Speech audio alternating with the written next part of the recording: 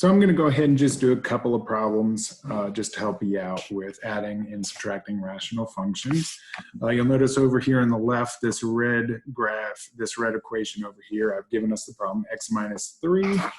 So x minus 3 all divided by x plus 1 plus 4x plus 8 all over x plus 1. Okay, whenever we add and subtract fractions, we need to go ahead and make sure that the denominators are the same. And you'll notice that I have x plus 1 in the denominator, and they are both x plus 1. So what I can go ahead and do is just go ahead and write one denominator, x plus 1. And then I can go ahead and work with the numerator. So I have x minus 3 plus 4x plus 8. And that just simply means x plus 4x is 5x.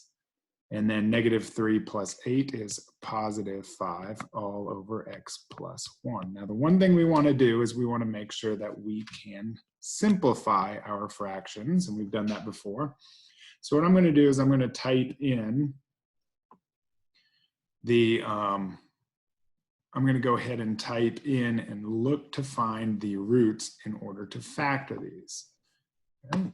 And so I'm going to type in 5x plus 5. And you'll notice that I've got an x-intercept down here of negative 1. Okay? And I'm going to go ahead and just go ahead and write that in. 5 parentheses x plus 1. And then I already had an x plus 1 in the denominator. 1. And since those x plus 1s are exactly the same, I am going to cancel them. Those cancel, that cancels, and I'm left with 5. Okay.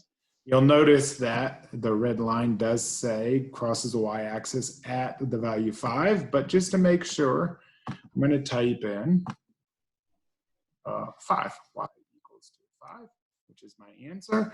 And notice they overlap. Remember, equivalent rational expressions will overlap when you graph the two answers. So we've just done.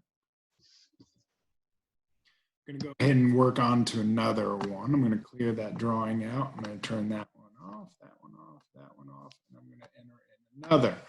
So let's go ahead and look at the problem 2x plus 10 all divided by x squared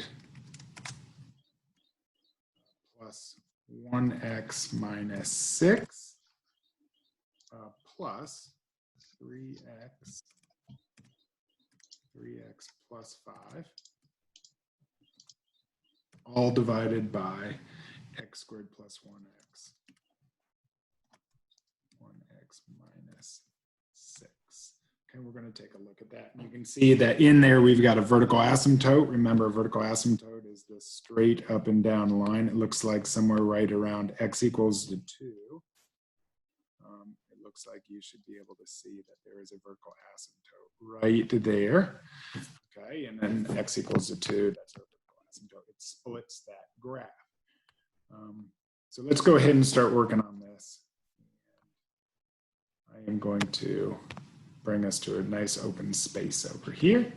So the first thing that you're going to notice is the denominators are already the same, so I'm going to write them x squared plus 1x minus 6. And what we have is, since we can do that, I can write 2x plus 10 plus 3x plus 5. I know 2x plus 3x is 5x. And then 10 plus 15, 5 is 15, all over x squared plus 1x minus 6. Now the question is, well, how do we simplify this? Because we do need to simplify it. I'm going to do the exact same method that I've been using, and that is going ahead and typing it in, finding the roots, and factoring. So 5x plus 15. I notice that there is a root right here at negative 3. You can see that there. It's written over just a little bit. So I'm going to write 5 parentheses x plus 3. I'm using that a value. And then I'm going to go ahead and type in the other one, which is x squared plus 1x minus 6. X squared plus 1x minus 6. This is all old stuff we've done before. And I'm going to type in -3 and +2. So I'm going to go ahead and write that as a product of factors.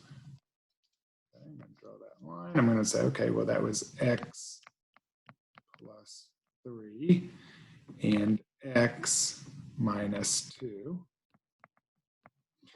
Once I have that, I've got it broken down to their factors. I'm going to continue to look for factors that are exactly the same. So in this case, x plus 3 and x plus 3 are exactly the same. I'm going to cross them out.